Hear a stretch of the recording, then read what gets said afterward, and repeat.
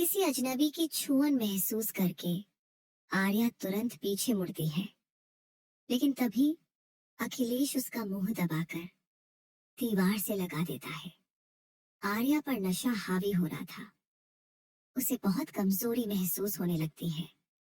वो खुद को छुड़ाने की कोशिश करती है, लेकिन नाकामयाब रहती है। अखिलेश उसके बालों में अपना मुंह घुसाकर सूंघने लगता है। आह, क्या कमाल की खुशबू आ रही है तेरे से। शायद यही कारण है कि आरएस जैसा खूंखार आदमी भी तेरे पीछे पागल है। लेकिन आज की रात उसकी बीवी मेरी रात रंगीन करेगी। क्यों, सही कहा ना डार्लिंग। आर्या अपने हाथ चलाकर उसे दूर करने की कोशिश करती है। उसे अपने शरीर में अजीब सी गर्मी महसूस हो रही थी। अजीब सी तड़प से उसका शरीर मचल रहा था, जो सही नहीं था। वो अपनी पूरी ताकत लगाकर अखिलेश के घुटने पर अपने हिल्स मारती है, जिससे उसकी पकड़ आर्या से ढीली हो जाती है। वो तुरंत बाहर की तरफ भागने लगती है, लेकिन तभी अखिलेश पीछे से उसकी कलाई पकड़ लेता है और अपनी तरफ खींचते हुए उसके गाल पर जोर से चांटा मारता है, जिससे आर्या की दर्द भरी आह निकल जाती है और वो दीवार से जा लगती है। साली, तेरे हाथ कुछ ज्यादा ही चल रहे हैं।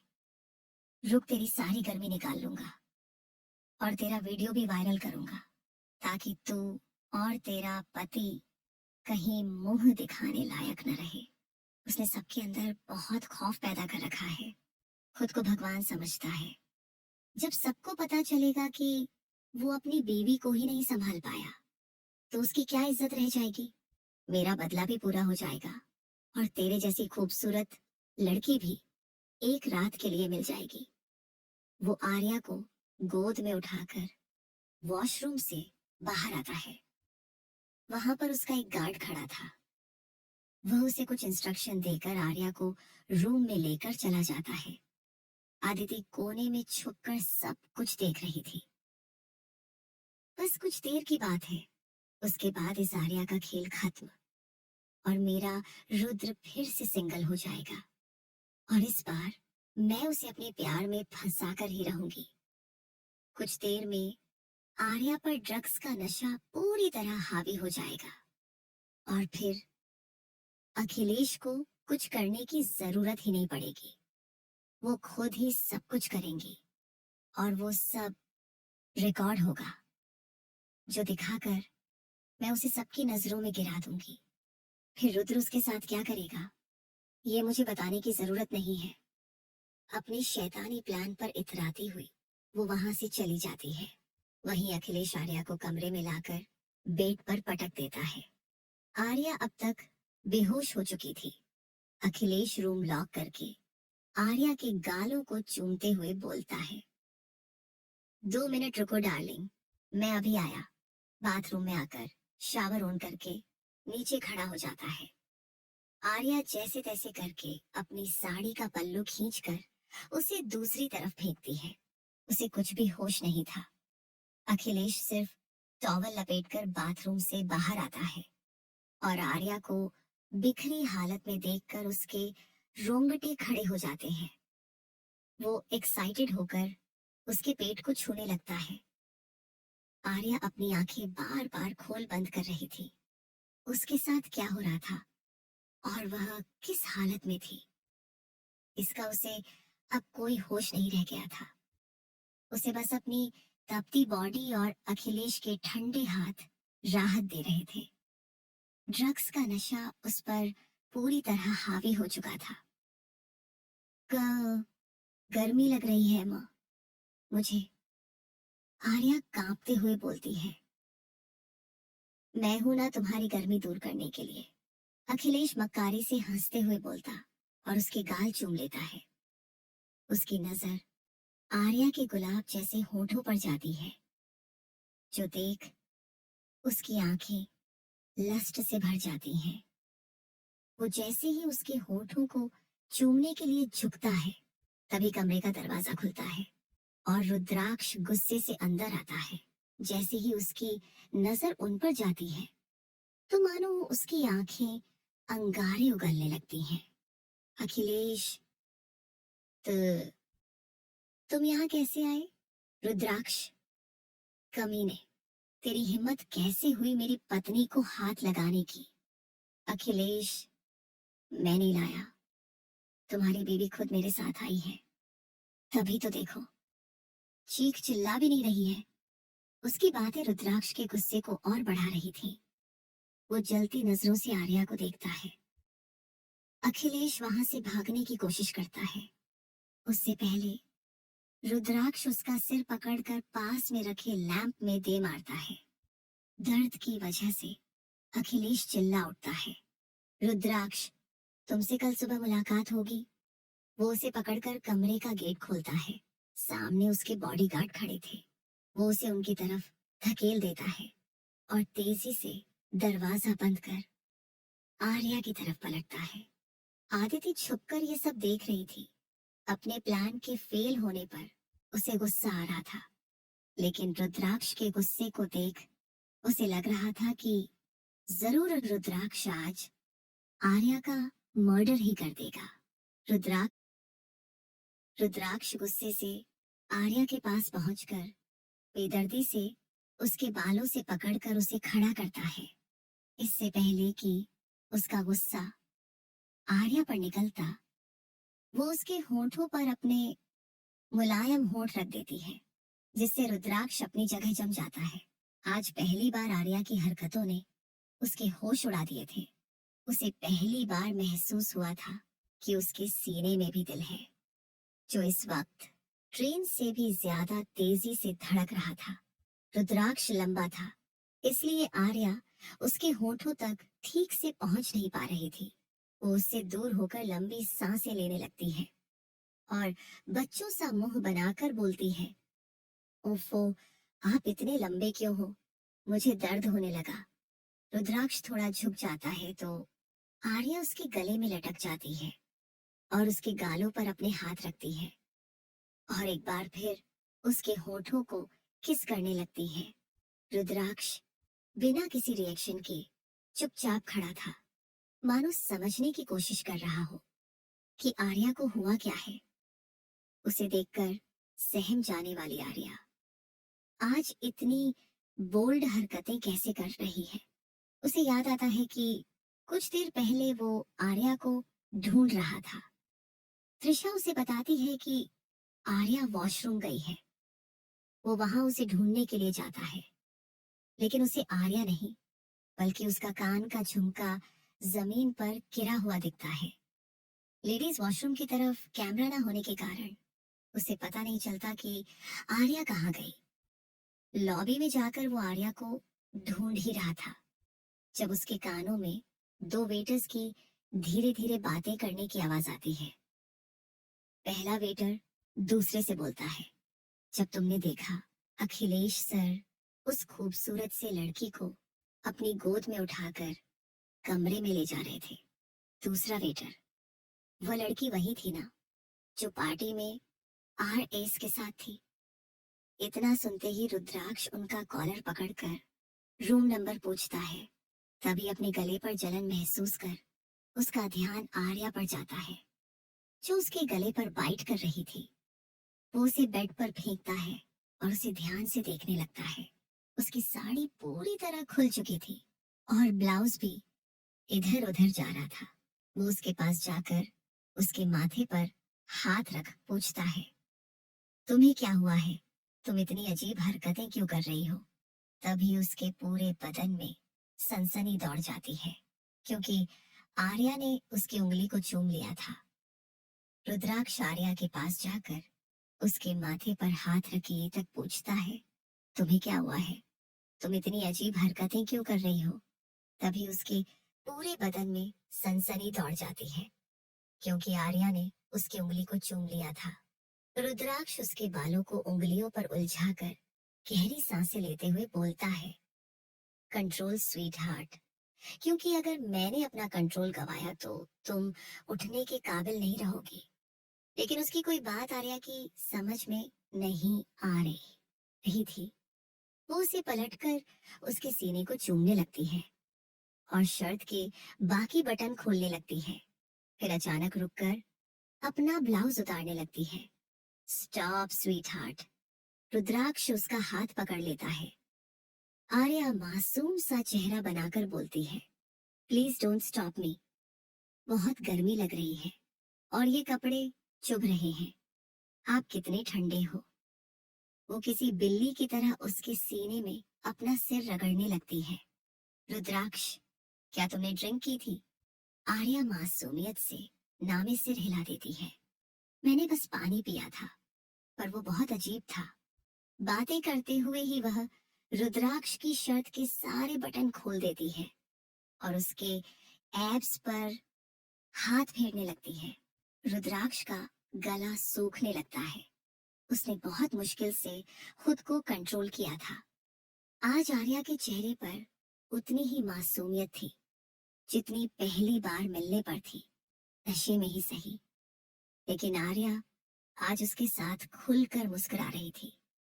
आर्या के सिर पर लगी चोट और थप्पड़ के निशान का दर्द अब रुद्राक्ष को महसूस हो रहा था, जिसे देखते हुए रुद्राक्ष खुद भी कब मुस्कुराने लगता है उसे पता ही नहीं चलता। आर्या झुककर उसके सीने पर अपने गर्म होंठ रख देती है तो वह कसकर अपनी आंखें बंद कर लेता है और अपने हाथों से आर्या के बालों को सहलाने लगता है। तभी आर्या उसकी बेल्ट पर अपने हाथ रखती है तो रुद्राक्ष उसके हाथों को पकड़ लेता है। आर्या उसकी तरफ देखते हुए क्यूट सा चेहरा बनाकर बोलती है, प्लीज टच मी। मुझसे कंट्रोल नहीं हो रहा, प्लीज हेल्प मी। उसकी आंखों में आंसू आने लगते हैं, जो देख पहली बार रुद्राक्ष को अच्छा नहीं लगता। वह तुरंत उसे पलट देता है, उसके ऊपर जाकर उसके आंसुओं पर अपने होंठ रख देता है। आर्या के हाथ फिसलकर उसकी गर्दन पर आ जाते हैं। रुद्राक्ष प्यार से उसके होठों को चूमने लगता है। आर्या भी बराबर उसका साथ दे रही थी। कुछ देर में दोनों एक दूसरे को चूमते हुए एक दूसरे में खोए हुए थे। आज ना कोई डर था और ना ही दबाव, नशे में ही सही। लेकिन आर्या को रुद्राक्ष का टच पसंद आ रहा था। रुद्राक्ष भी उसके साथ बिल्कुल भी रूड नहीं था, बल्कि वो आर्या को बहुत प्यार से ट्रीट कर रहा था। एक दूसरे में खोए हुए न जाने कब सो जाते हैं। वही दूर रखे शो पीस में लगे छोटे से कैमरे में सब कुछ रिकॉर्ड हो रहा था। अगली सुबह आर्या की आंखें खुलती है तो उसका शरीर बहुत दर्द हो रहा। उसे अपने नीचे कुछ हार्ड सा महसूस होता है। वो देखती है तो वो रुद्राक्ष के ऊपर किसी बंदर के बच्चे की तरह चिपकी हुई थी। और सबसे डराने वाली बात, रुद्राक्ष की आंखें खुली हुई थी। वो उसे घूर रहा था। आर्या तुरंत पीछे हो जाती है और कंबल से खुद को ढककर सिर झुका लेती है। उसका एक हाथ सर पर था, क्योंकि उसे सबसे ज्यादा दर्द अपने सिर में ही हो रहा था। कल रात की कोई भी बात उसे याद नहीं थी। उसे तो यही लग रहा था कि हर रोज की तरह रुद्राक्ष ने उसके साथ जबरदस्ती करी है।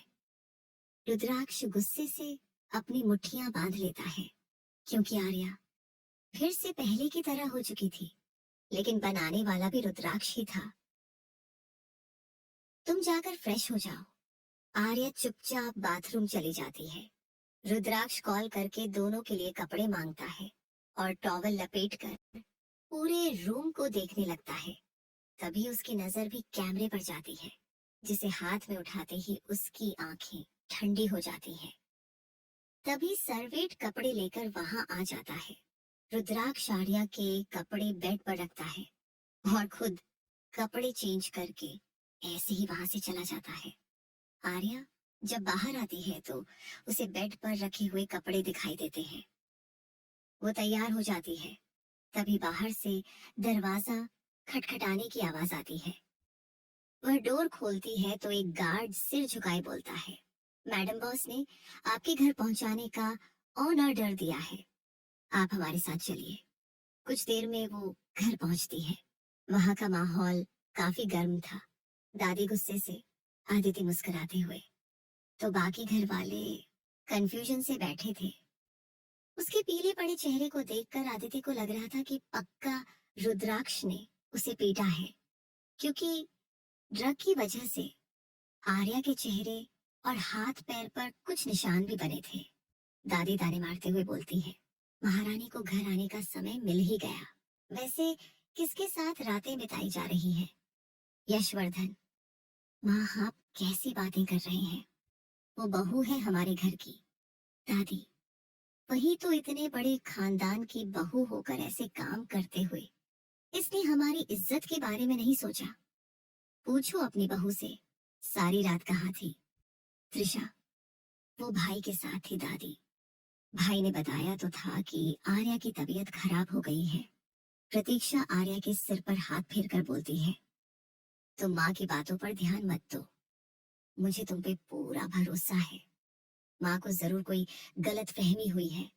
आदिति मासूम सा चेहरा बनाकर बोलती है, मुझे भी लगता है दादी को जरूर कोई गलत फहमी हुई है, तुम ऐसा नहीं कर सकती।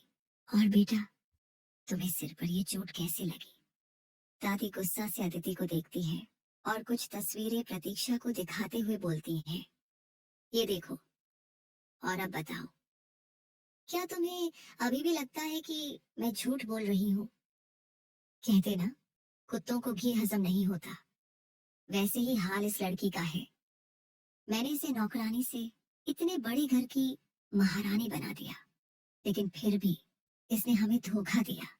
तुम्हें इसे तुम धक्के मार के निकालना चाहिए।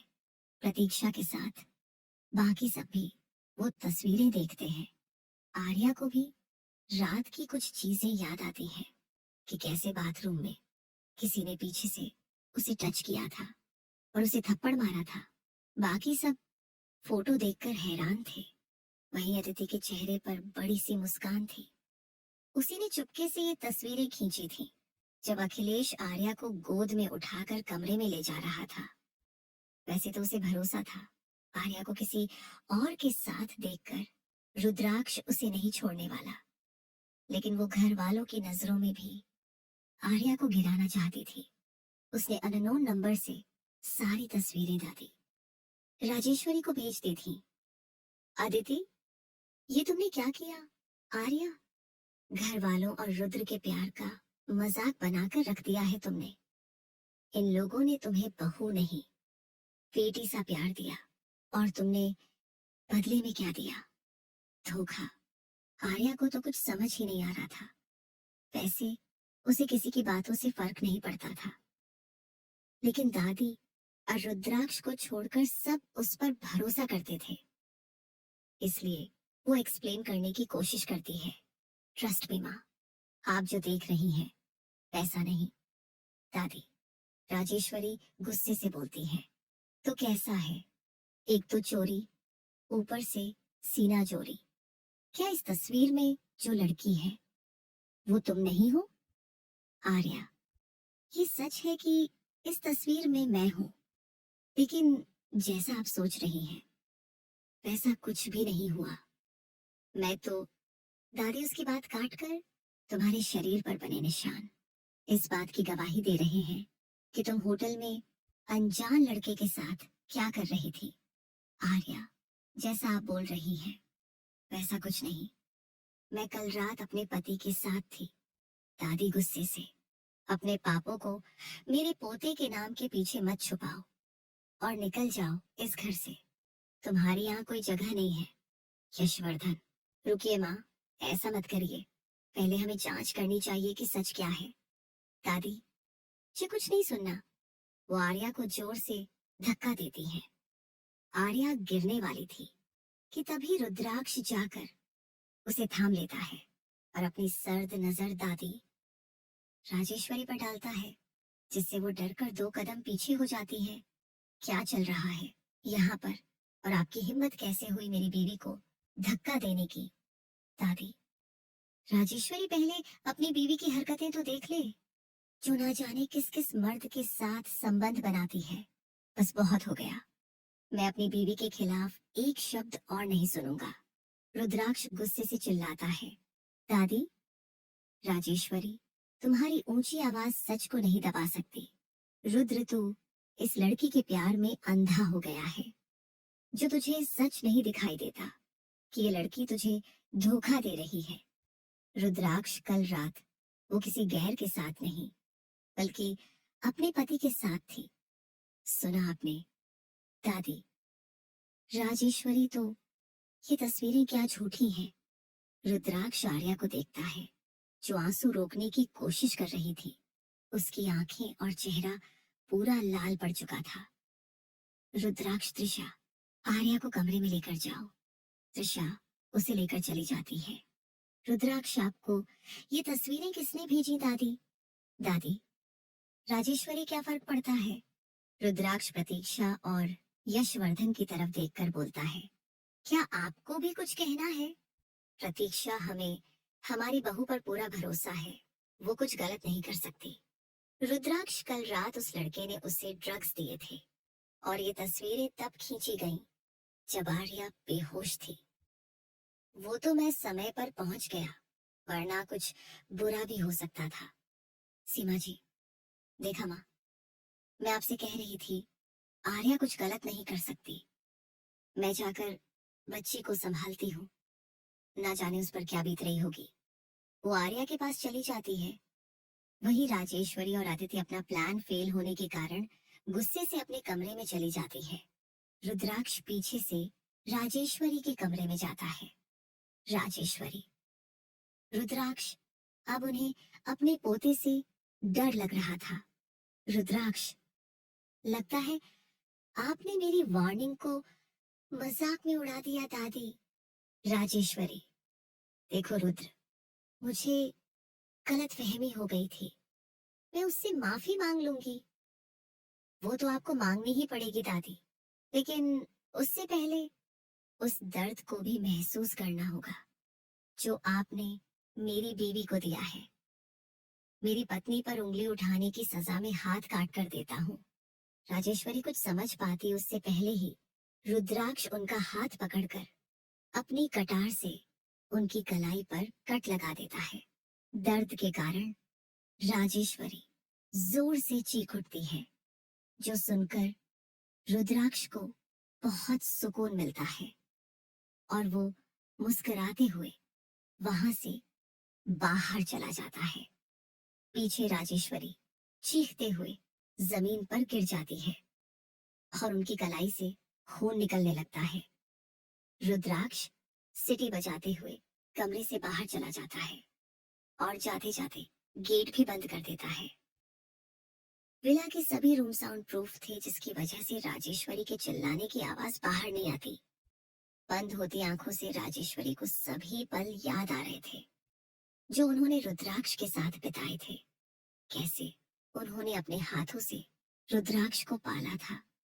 अपने बेटे से ज्यादा प्यार वो रुद्राक्ष से करती थी। जिन हाथों से उन्होंने रुद्राक्ष को खाना खिलाया, रुद्राक्ष ने अपने हाथों से उसी हाथ पर कटार चला दी। क्या उसे बिल्कुल भी बुरा नहीं लगा? क्या वो रुद्राक्ष की जिंदगी में इतनी भी अहमियत नहीं रखती?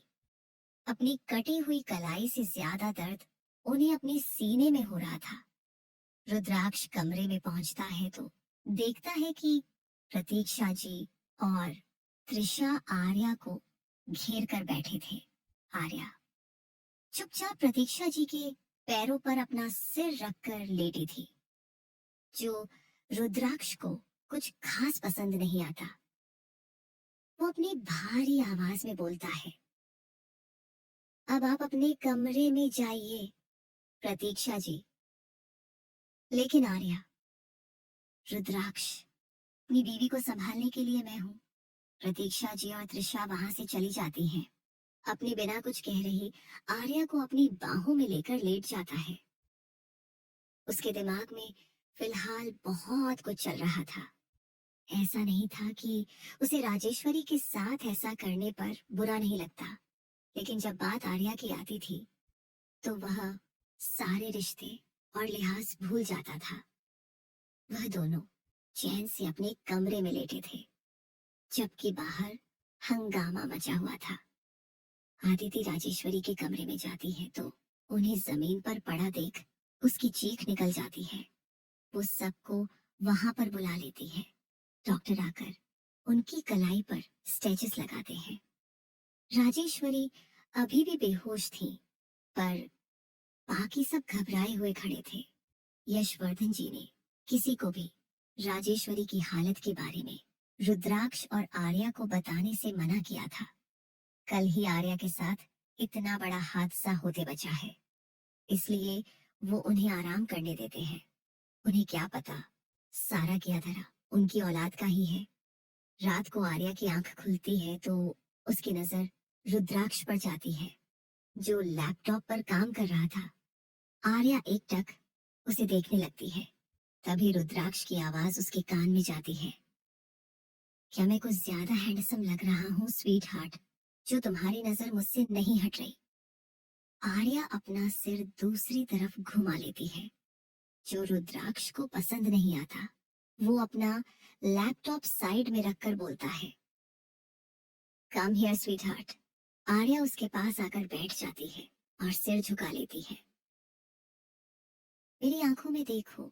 वो उसकी आंखों में देखने लगती है। मेरे होठों को चूमो। आर्या उसके होठों पर अपने होंठ रख देती है। Open my shirt. वो उसकी शर्ट के बटन खोलने लगती है। जैसे ही उसका हाथ आखिर बटन पर जाता है, रुद्राक्ष उसका हाथ पकड़ लेता है। तुम ऐसे क्यों बिहेव कर रही हो जैसे मेरी पपेट हो? इतना सुनते ही आर्या के चेहरे पर अजीब सी मुस्कान आ जाती है, जो देखकर रुद्राक्ष को एहसास होता है कि उसने क्या कहा। वही तो था जिसने आर्या को अपने हाथों की कठपुतली बनाया था। वह बिना कुछ कहे उसे साइड करता है और बाथरूम में चला जाता है। आर्या भी खिड़की से बाहर देखने लगती है। कुछ देर बाद दोनों कमरे से बाहर आते हैं। आसपास किसी को न देखकर रुद्राक्ष एक सर्वेंट से प्रतीक्षा जी के बारे में पूछता है, तो वह बताता है कि सब राजेश्वरी के कमरे में है। रुद्राक्ष आर्या को लेकर वहां चला जाता है। अब तक राजेश्वरी को होश आ चुका था। वो उदास सी बेड पर लेटी हुई थी। बाकी सब आसपास बैठे हुए थे। रुद्राक्ष एक नजर देखकर बोलता है, आप सब यहाँ क्या कर रहे हैं? त्रिशा भागकर उसके गले लग जाती है। भाई, राजेश्वरी दादी ने सुसाइड करने की कोशिश की। क्या? रुद्राक्ष हैरानी से बोलता है और उनके पास जाकर बैठ जाता है। वहीं आर्या को राजेश्वरी से ऐसी कोई उम्मीद नहीं थी। वो अभी भी इसे उनका कोई बहाना ही समझ रही थी। यशवर्धन जी राजेश्वरी का एक हाथ थामकर बोलते हैं, बताइए माँ, ऐसा क्या हो गया जो आपने इतना बड़ा कदम उठा लिया? क्या हमसे कोई भूल हुई? बताइए दादी। रुद्राक्ष भी पूछता है। राजेश्वरी तो उसकी नौटंकी देखकर शॉक थी, लेकिन वो अपने पोते के पागलपन को जानती थी, इसलिए झूठे आंसू निकालते हुए बोलती है, मैंने आज सुबह जो कुछ भी किया उसका गिल्ट मुझे खाई जा रहा था। मुझे माफ कर दो आर्या। मुझे तुम्हारे साथ ऐसा नहीं करना चाहिए था। वो अपने हाथ जोड़ लेती है। रुद्राक्ष, आप पहले माफी मांग लेते दादी। आपको सुसाइड करने की क्या जरूरत थी? इस उम्र में ऐसी चीज नहीं करनी चाहिए थी। अगर आपको कुछ हो जाता तो। प्रतीक्षा जी, अच्छा माँ, अब आप आराम करें। डॉक्टर ने आपको ज्यादा बोलने से मना किया है। वो सबको लेकर बाहर चली जाती है। आर्या सबसे आखिरी में निकलने को होती है। तभी राजेश्वरी की गुस्से भरी आवाज उसे सुनाई देती है, अब तो तुम्हारे कलेजे को ठंडक मिल गई होगी ना? आर्या, अब मैंने क्या किया? राजेश्वरी, क्या किया? मेरी ऐसी हालत कराने के बाद तुम पूछती हो तुमने क्या किया? कल तक जो पोता आंख बंद करके मेरी बातें मानता था, तुम्हारी वजह से मुझ पर शक करता है। मेरी बीमारी का नाटक करने भर से उसने तुमसे शादी कर ली। आज वो तुम्हारी वजह से मेरी जान लेने पर उतरा है। उसने अपने हाथों से मेरी कलाई काट दी क्योंकि मैंने तुम्हारे कैरेक्टर पर सवाल उठाए। आर्या की आंखें हैरानी से चौड़ी हो जाती हैं। कुछ ऐसा ही हाल बाहर दरवाजे के पीछे छिपी आदिति का भी था। आर्या अपनी हैरानी और मुस्कुराहट को पीछे छुपाकर बोलती है, आपकी हालत की जिम्मेदार मैं नहीं, आप खुद हैं। आपके पोते ने आपको मुझसे दूर रहने की चेतावनी दी थी, लेकिन फिर भी आप अपनी हरकतों से बाज नहीं आई। ये उसी का अंजाम है। बचपन में आपने उनके पागलपन को छुपाने की जगह उसका इलाज कराया होता, तो आज आपको ये दिन न देखना पड़ता। ये बोलकर वो कमरे से बाहर चली जाती है। अदिति अपने कमरे में आकर कमरे में टहलते हुए बोलती है, रुद्र ने अपनी दादी की कलाई काट दी क्योंकि उन्होंने आर्या के कैरेक्टर पर सवाल उठाए। अगर उसे ये पता चल गया कि वो फोटो मैंने क्लिक की थी और आर्या को ड्रग्स मैंने दिया था, तो ना जाने वो मेरे साथ क्या करेगा। यही सोच सोचकर उसके रोंगटे खड़े हो रहे थे। राजेश्वरी को छोड़ सब लोग हॉल में बैठे थे। त्रिशा, माँ, क्या हमें मेरी शादी रोक देनी चाहिए? देखिए ना, दादी की हालत खराब है और मैं खुशियां मनाऊं, मुझे सही नहीं लग रहा है। रुद्राक्ष, ऐसा करने की कोई जरूरत नहीं है। तुम्हारी शादी फिक्स डेट पर होगी। दादी की देखभाल के लिए डॉक्टर और नर्स हैं। तब तक वो ठीक हो जाएंगी। सबको रुद्राक्ष की बात सही लगती है। शादी की तैयारी में ही महीना बीत जाता है और शादी का दिन भी आ जाता है। पूरा मेंशन लाल गुलाब के फूलों से सजा था, जैसा कि त्रिशा को पसंद था। त्रिशा को मेकअप आर्टिस्ट तैयार कर रही थी। तभी आर्या कुछ ज्वेलरी लेकर वहां आती है। माँ ने कहा है, आज तुम्हें ये ज्वेलरी पहननी है। त्रिशा, वो तो मैं पहन लूंगी भाभी, लेकिन आप अभी तक तैयार क्यों नहीं हुई? आर्या, मैं बाद में हो जाऊंगी, पहले माँ की मदद कर दो। त्रिशा, वो करने के लिए सर्वेंट है। आप यहाँ बैठो और अच्छे से तैयार हो जाओ। आखिर मेरी इकलौती भाभी हो आप। मेकअप आर्टिस्ट आर्या को भी तैयार करने लगती है।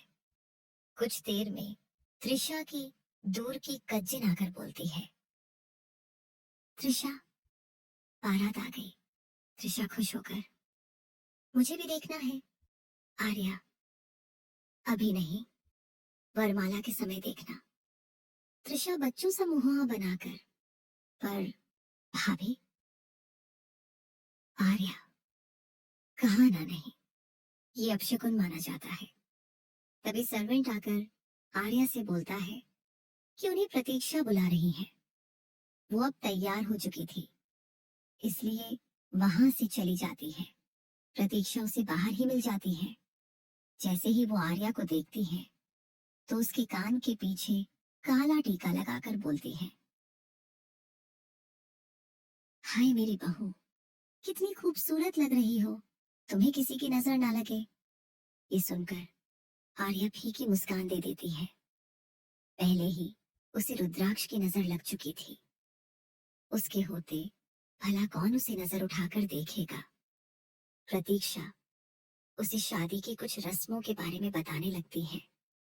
आदिति भी तब तक रेडी होकर वहां पहुंचती है।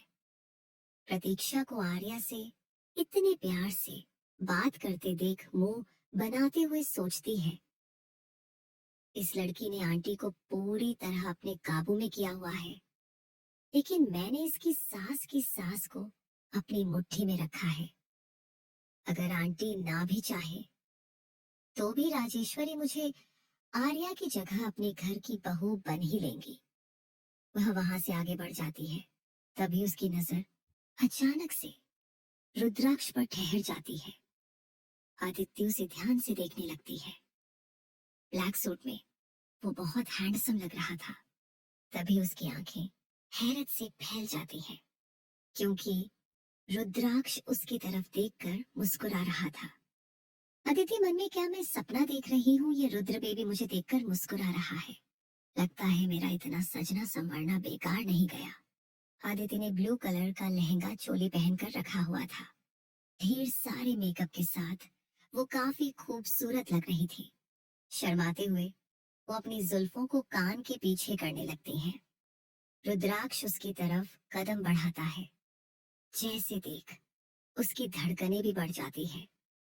जैसे ही वो उसके पास आता है तो आदिति जमीन की तरफ देखते हुए मुस्कुराने लगती है। लेकिन अगले पल उसकी सारी खुशी मिट्टी में मिल जाती है जब रुद्राक्ष उसके बगल से निकलकर आर्या और प्रतीक्षा जी के पीछे जाकर खड़ा हो जाता है और ध्यान से अपनी बीवी को निहारने देखने लगता है। ग्रीन कलर की फिस्टल गाउन में वो बहुत खूबसूरत लग रही थी। रुद्राक्ष की नजरें उससे हटने का नाम ही नहीं ले रही थी। आज बहुत दिनों के बाद रुद्राक्ष ने उसे दिल से मुस्कुराते देखा था।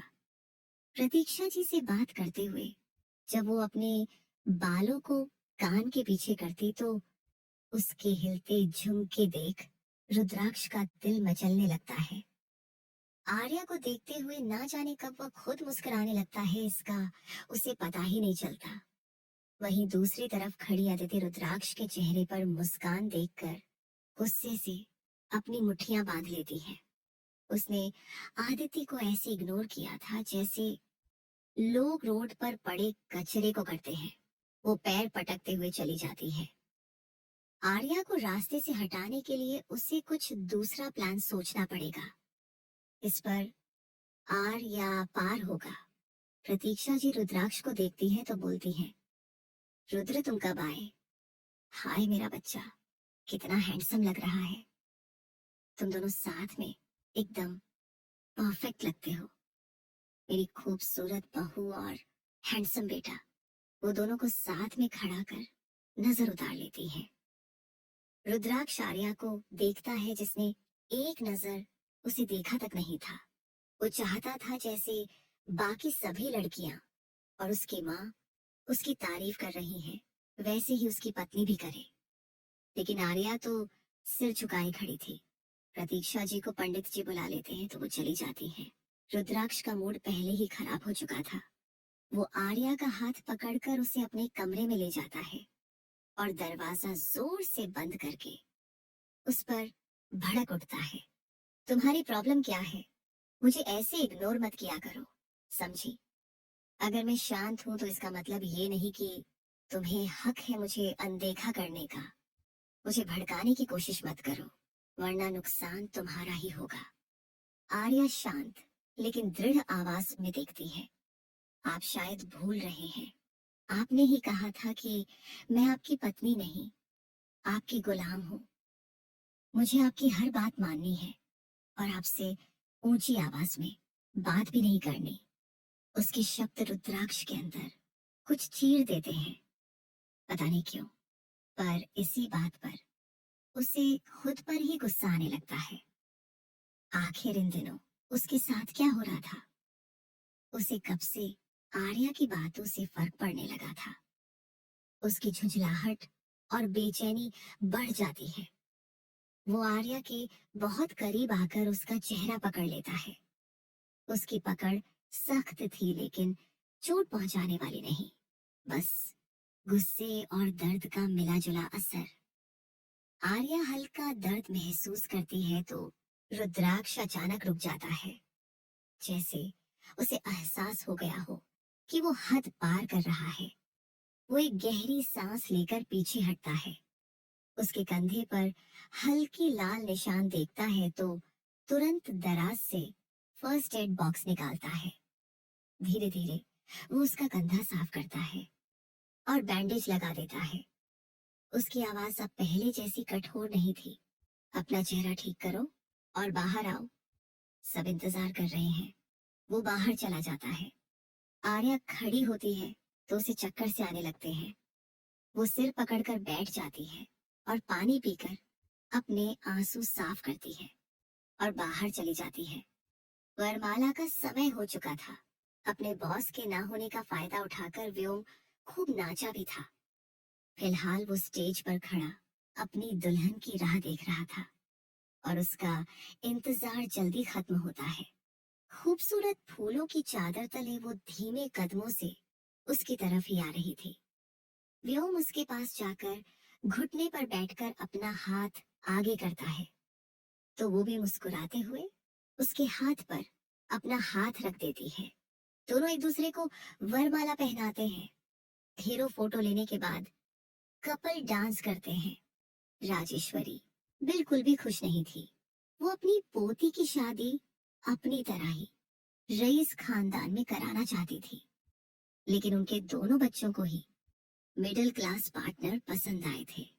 कुछ देर में शादी की रस्में होती हैं। पूरे विधि विधान के साथ त्रिशा और व्योम की शादी हो जाती है। विदाई के वक्त सबकी आंखें नम थीं, सिवाय रुद्राक्ष के। त्रिशा, भाई अब मैं जा रही हूँ, कम से कम अब तो प्यार से गले लगा लीजिए। रुद्र उसका माथा चूमकर व्योम के पास आता है और उसे गले लगा लेता है। व्योम तो अपने बॉस के गले लगाते ही कांप जाता है। रुद्र धीरे से, अगर तुम्हारी वजह से मेरी बहन दुखी हुई तो तुम्हारे छोटे छोटे टुकड़े करके कुत्तों को खिला दूंगा। व्योम बेचारा डरकर बोलता है, समझ गया बॉस। गुड। कुछ देर में त्रिशा की विदाई भी हो जाती है। प्रतीक्षा यशवर्धन के सीने में सिर छुपा लेती है। ना जाने उनकी छोटी सी बेटी कब इतनी बड़ी हो गई। सब हॉल में आकर बैठे थे। राजेश्वरी आराम करने चली जाती है। आर्या कॉफी बनाकर यशवर्धन जी और प्रतीक्षा जी को देती है। प्रतीक्षा, अब तुम भी आराम कर लो। आर्या कमरे में जाने लगती है, तभी उसकी आंखों के आगे अंधेरा छा जाता है और वो जमीन पर गिर जाती है। प्रतीक्षा जोर से रुद्र को बुलाती है। आर्या को बेहोश देख रुद्राक्ष भी घबरा जाता है। वो उसे अपने कमरे में लेकर चला जाता है। प्रतीक्षा भी डॉक्टर को कॉल कर देती है। कुछ देर में डॉक्टर आकर उसे चेक कर बोलती है, घबराने की कोई बात नहीं है, बल्कि खुशखबरी है। मिसेज सिंघानिया प्रेग्नेंट है। क्या? रुद्राक्ष के मुंह से बस यही निकलता और उसका कॉलर छोड़ देता है। डॉक्टर, आप कल इन्हें लेकर हॉस्पिटल आ जाइए ताकि इनका सही से चेकअप हो जाए। प्रतीक्षा खुश होकर, आर्या प्रेग्नेंट है, यानी कि मैं दादी बनने वाली हूँ। मैं जल्दी से ये खुशखबरी तुम्हारे पापा को देकर आती हूँ। तब तक तुम आर्या को संभालो। वो कमरे से बाहर आती है जहाँ पर यशवर्धन जी खड़े हुए थे। प्रतीक्षा जी, आर्या कैसी है? प्रतीक्षा उन्हें गले लगाकर, बधाई हो, आपका प्रमोशन हुआ है, आप दादाजी बनने वाले हैं। यह सुनकर यशवर्धन जी भी खुश होते हैं। और आप दादी? प्रतीक्षा, त्रिशा को भी खुशखबरी सुनाती हूँ। यशवर्धन जी, थोड़ा रुक जाइए प्रतीक्षा जी, अभी वो बच्ची अपने ससुराल भी नहीं पहुंची होगी। पहले वहां पर गृह प्रवेश हो जाने दीजिए, फिर कल हम उसे ये न्यूज दे देंगे। प्रतीक्षा, ठीक है, मैं जाकर माँ को ही खुशखबरी सुनाती हूँ। यशवर्धन जी, माँ को मैं बताता हूँ जाकर, तब तक तुम बहू को संभालो। प्रतीक्षा जी कमरे के अंदर चली जाती हैं, जहाँ रुद्राक्ष आर्या के बगल में बैठा एकटक उसके पेट को घूर रहा था। प्रतीक्षा जी पीछे से आकर उसके कंधे पर हाथ रखकर बोलती है, उसके पेट को घूरने से तुम्हारा बच्चा अब भी बाहर नहीं आ जाएगा। उसके लिए तुम्हें 9 महीने इंतजार और बहू की अच्छे से केयर करनी होगी। और अगर मैं ना चाहूं तो?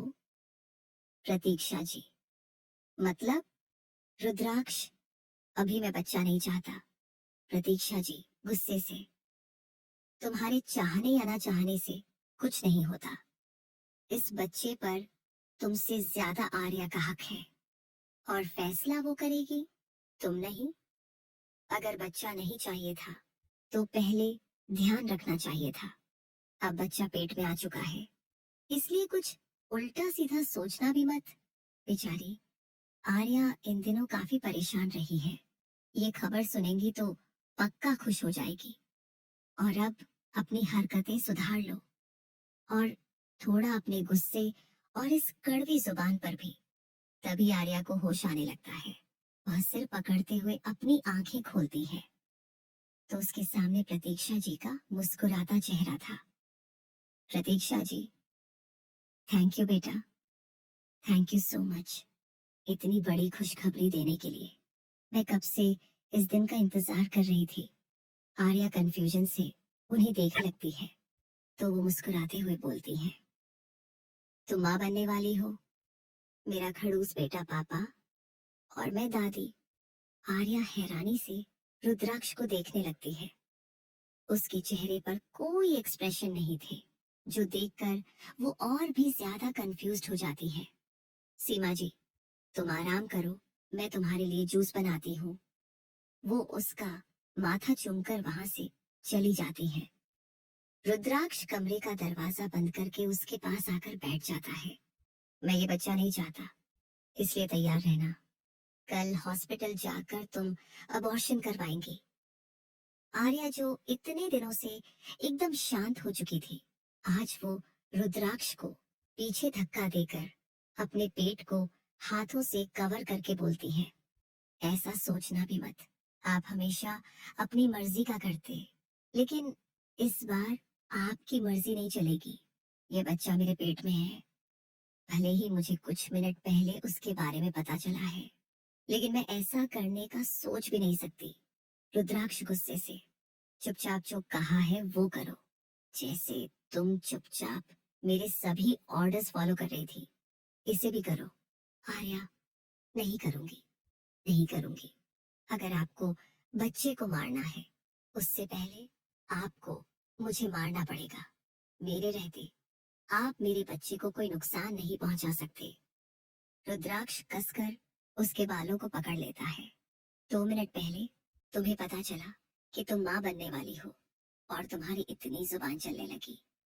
अगर बच्चा दुनिया में आ गया तब तो तुम मुझसे दूर ही हो जाओगी। मैं अपनी चीजें किसी और के साथ बांटना पसंद नहीं करता, फिर चाहे वो मेरा ही अंश क्यों ना हो। हमारे बीच कोई नहीं आएगा। आर्या जानती थी वो लड़कर कभी भी रुद्राक्ष से नहीं जीत सकती, लेकिन अपने बच्चे को बचाने के लिए वो कुछ भी करने को तैयार थी। इतने दिन के बाद तो उसे ऐसा महसूस हुआ था कि वो जिंदा है। वो उठकर रुद्राक्ष की गोद में बैठ जाती है और उसकी गर्दन पकड़ लेती है। हालांकि ये करते हुए उसे खुद भी बहुत अजीब लग रहा था।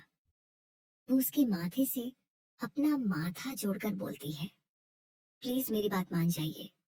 अगर आपने ऐसा किया तो मैं वादा करती हूँ पूरे दिल से आपकी हर बात मानूंगी, आपके खिलाफ नहीं जाऊंगी। रुद्राक्ष, ये तो तुम्हें ऐसे भी करना पड़ेगा स्वीट हार्ट। भूलो मत, कई दिनों से ऐसे ही जी रही थी। ये सुनकर आर्या का सिर झुक जाता है। अब उसे कुछ और सोचना पड़ेगा। शाम का वक्त था जब अदिति अपने कमरे से बाहर आती है। उसका सामना सीधा प्रतीक्षा जी से होता है। अरे अदिति बेटा, ये मिठाई खाओ, मैंने अपने हाथों से बनाई है। आज आप बड़ी खुश लग रही हैं आंटी। आदिति लड्डू खाते हुए बोलती है। प्रतीक्षा जी, खुशी की ही तो बात है, मैं दादी बनने वाली हूँ।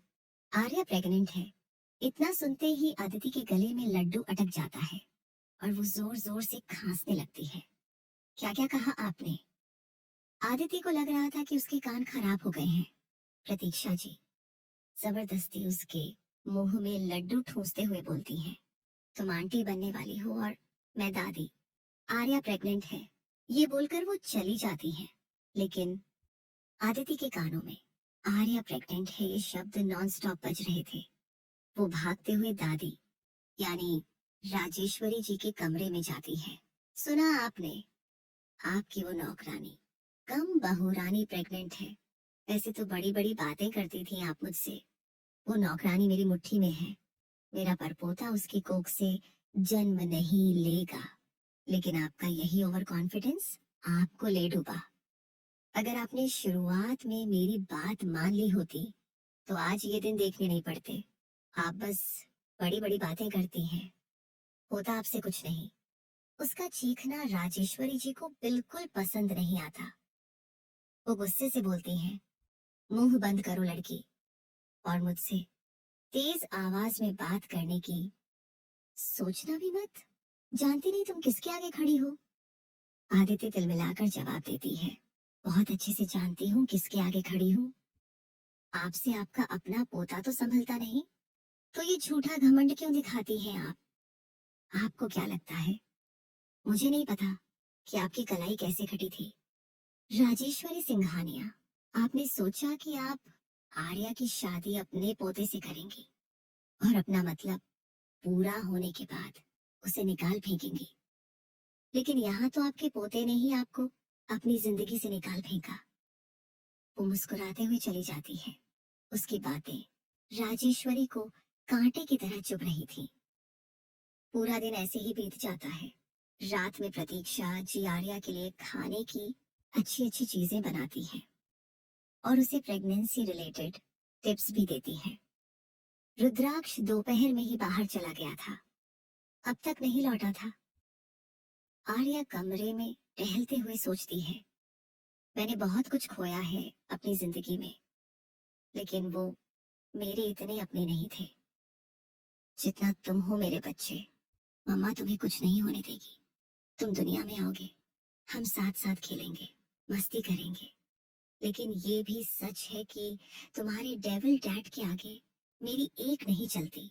वो इंसान नहीं, मॉन्स्टर है। मुझे कुछ ऐसा सोचना होगा जिससे वो तुम्हें रखने के लिए मान जाए। कुछ सोचते हुए उसके दिमाग में एक आइडिया आता है। वह तुरंत अपना कैनवास और कलर्स लेकर बैठ जाती है।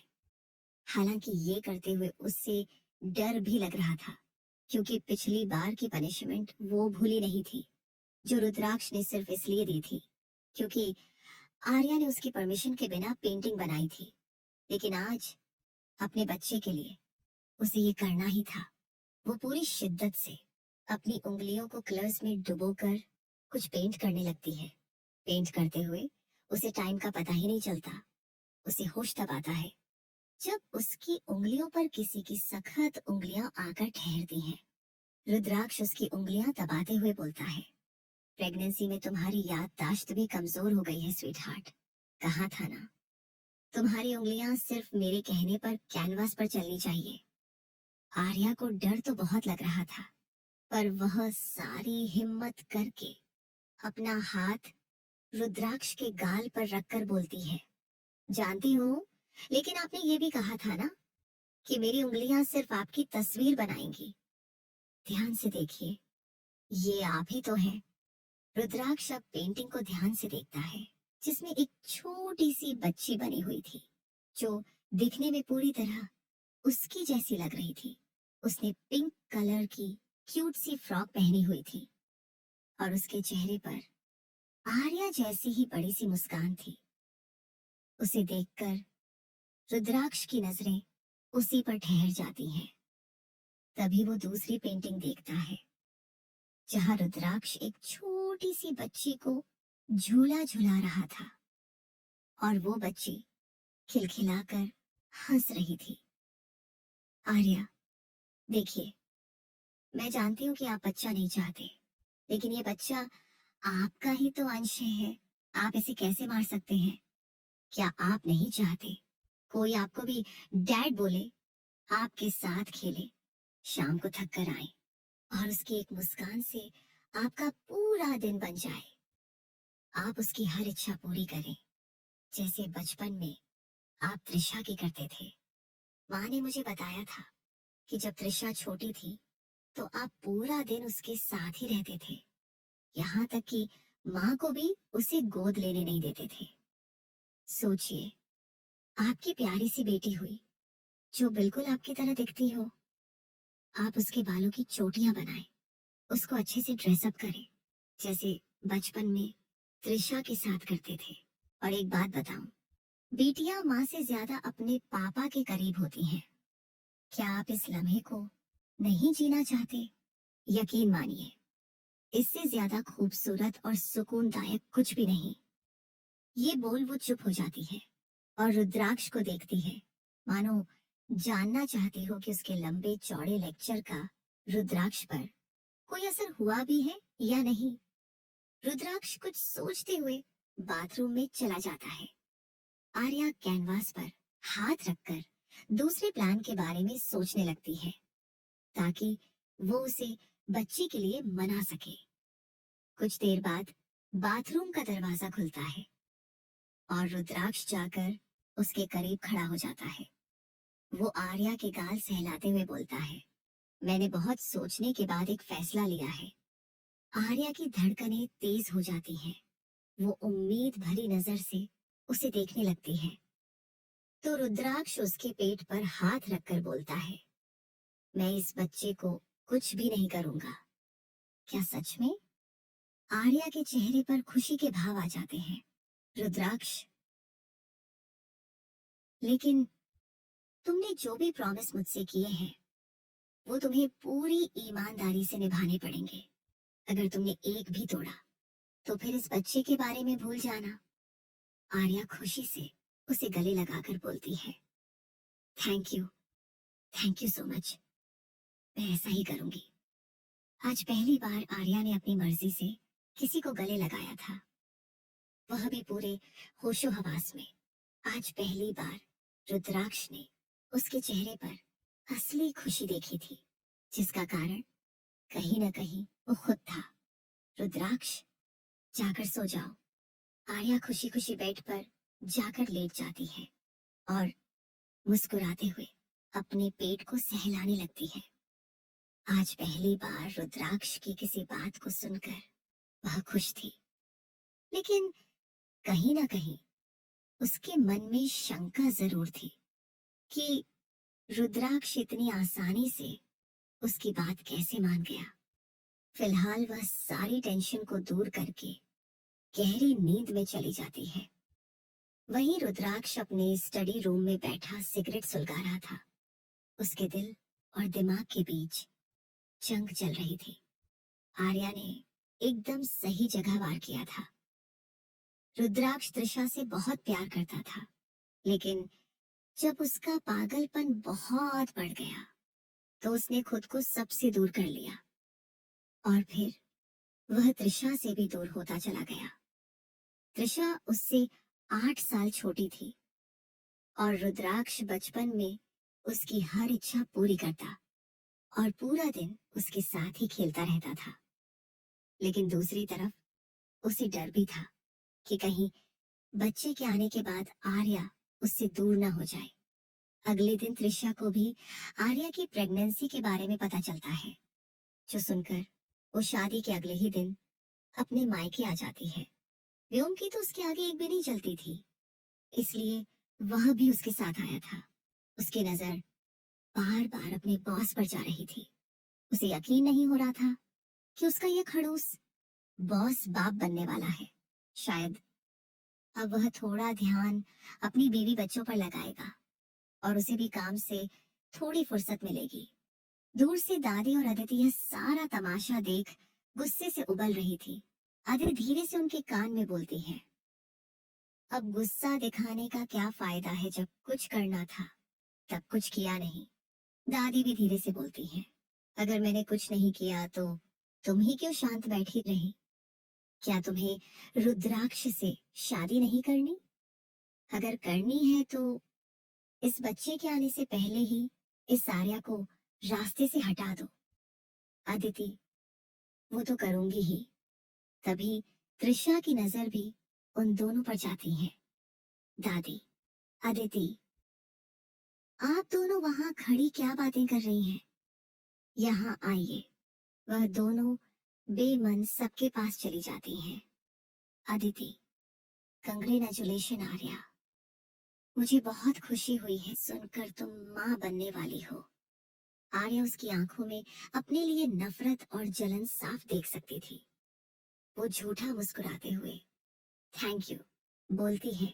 दादी भी उसके सिर पर हाथ रखकर अपनी आवाज में मिठास लपेटे हुए बोलती है, लगता है भगवान मुझ पर बहुत मेहरबान है, इसलिए पोते की शादी देखने के बाद अब परपोता या परपोती भी देख पाऊंगी। आर्या समझ रही थी कि वो कितने गुस्से में है। अगर यहाँ कोई ना होता तो अब तक वो आर्या के बच्चे को मारने की कोशिश भी कर चुकी होती।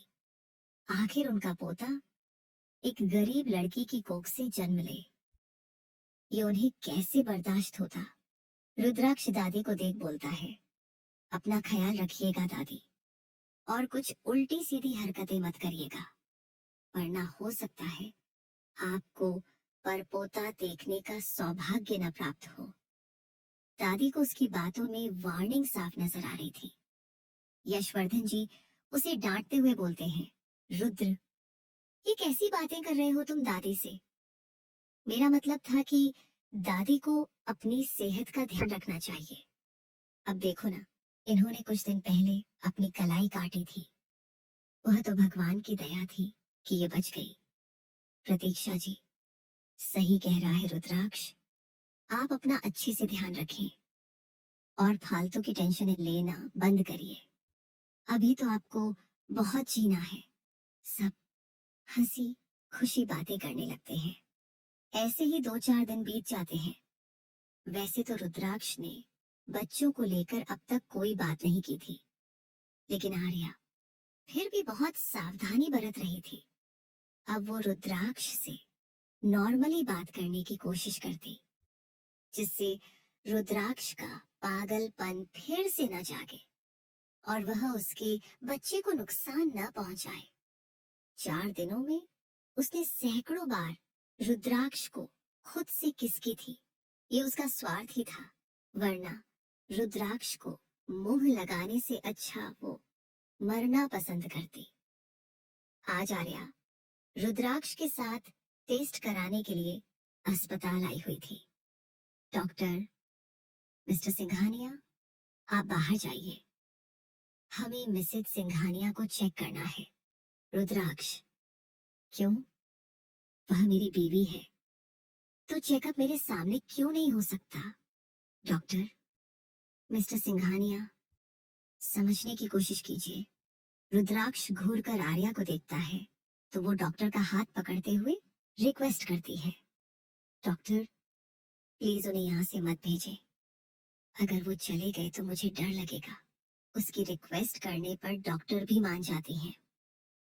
आर्या चैन की सांस लेते हुए रुद्राक्ष की तरफ देखती है, जिनका ध्यान उसके हाथ पर था। आर्या जल्दी से अपने हाथ पीछे करती है और हाथ साफ करने की एक्टिंग करती है, जो देख रुद्राक्ष के एक्सप्रेशन थोड़ा नॉर्मल होते हैं। डॉक्टर आर्या का चेकअप करके बोलते हैं, मिसेस सिंघानिया, आपको प्रेगनेंसी में कुछ कॉम्प्लिकेशंस हो सकते हैं। आपकी बॉडी काफी ज्यादा वीक है, आपको अपना अच्छे से ध्यान रखना होगा, नहीं तो आगे जाकर प्रॉब्लम हो सकती है। रुद्राक्ष, अगर ऐसी बात है तो अबॉर्शन कर दीजिए। आर्या का दिल बैठ जाता है। वो डॉक्टर से बोलती है, आप 2 मिनट के लिए हमें अकेला छोड़ दीजिए, मुझे मेरे पति से बात करनी है। डॉक्टर वहां से चली जाती है तो आर्या जल्दी से रुद्राक्ष के पास जाकर बोलती है, आ, आपने कहा था आप बच्चे को कुछ नहीं करेंगे। रुद्राक्ष, मैंने यह भी कहा था कि अगर बच्चे की वजह से तुम मुझसे दूर गई तो मैं इस बच्चे को मार दूंगा। आर्या, पर मैं कहाँ जा रही हूँ? थोड़ी बहुत कॉम्प्लिकेशंस तो सबकी प्रेगनेंसी में होती हैं। डॉक्टर ने बोला है कि अगर मैं अपना ध्यान रखूंगी तो मुझे कुछ नहीं होगा। प्लीज, मैं प्रॉमिस करती हूँ, मैं अपना अच्छे से ध्यान रखूंगी। और जब हम नेक्स्ट मंथ टेस्ट के लिए आएंगे तो डॉक्टर खुद बोलेंगे कि मैं बच्चे को जन्म देने के लिए पूरी तरह फिट हूँ। रुद्राक्ष, ठीक है, लेकिन अगर अगले टेस्ट तक भी तुम्हारी हालत में सुधार नहीं हुआ तो भूल जाना इस बच्चे के बारे में। ये बोल वो बाहर आ जाता है। उसके जाते ही आर्या चैन की सांस लेती है। रुद्राक्ष डॉक्टर से कुछ बातें करता है, फिर आर्या को लेकर निकल जाता है। कुछ देर में दोनों घर आ जाते हैं। रात में आर्या आराम से सोई हुई थी। फिर रुद्राक्ष उसके करीब आता है और उसके हाथ में इंजेक्शन लगा देता है, जिससे आर्या कुछ घंटे बेहोश रहने वाली थी। कुछ देर बाद वह आर्या को गोद में उठाकर कार में बिठाता है और कहीं चला जाता है। कुछ देर बाद उसकी कार हॉस्पिटल में आकर रुकती है। एक ऑपरेशन रूम में कई फीमेल डॉक्टर खड़ी थी। रुद्राक्ष आर्या को वहीं लेकर जाता है और उसे स्ट्रेचर पर लेटाकर बोलता है, इसको चेक करो और बच्चे का अबॉर्शन कर दो। क्या आर्या की उम्मीद एक बार फिर टूट जाएगी? डॉक्टर आगे आकर आर्या का चेकअप करने लगती है और रुद्राक्ष बाहर चला जाता है। सॉरी स्वीट हार्ट, पर तुम्हारे मेरे बीच में कोई नहीं आ सकता, ये बच्चा भी नहीं। तभी आर्यावन को होश आता है और वह जोर से चिल्लाती है, ऐसा मत करो, मेरे बच्चे को मत मारो प्लीज। वो अपने हाथ पांव चलाने लगती है। तभी कोई उसे पकड़कर जोर से हिलाता है तो वो उठकर बैठ जाती है। उसकी सांस भारी हो रही थी, चेहरा पसीने से भीगा हुआ था। वह देखती है कि उसके सामने रुद्राक्ष है, तो वह उसे पीछे धक्का देकर चिल्लाती है, मेरे पास भी मत आना, मेरे बच्चे को हाथ मत लगाना। तभी रुद्राक्ष गुस्से से पार में रखा पानी उठाकर उसके मुंह पर मारता है। होश में आओ। आर्या हैरानी से उसे कुछ देर तक देखती है और फिर अपने कमरे को, यानी कि यह सब उसका एक सपना था, जहां रुद्राक्ष ने उसके बच्चे को मारने की कोशिश की थी। वह घड़ी देखती है जहां सुबह के 4 बज रहे थे। फिर उसका ध्यान रुद्राक्ष पर जाता है। वह बेहद गुस्से से उसे देख रहा था। वह जल्दी से उसके पास आकर हाथ जोड़ते हुए बोलती है, प्लीज मुझे माफ कर दीजिए, मैंने जानबूझकर आपको धक्का नहीं दिया, मैं बस एक बुरा सपना देखकर डर गई थी। वह अपने पंजों पर खड़ी होकर उसे किस करने लगती है ताकि रुद्राक्ष अपना गुस्सा भूल जाए। और होता भी कुछ ऐसा ही है। रुद्राक्ष उसकी कमर पर हाथ रखकर उसे खुद से सटा लेता है और पूरा कंट्रोल अपने हाथ में ले लेता है। उसके होंठ शिद्दत से आर्या के होंठों पर चल रहे थे।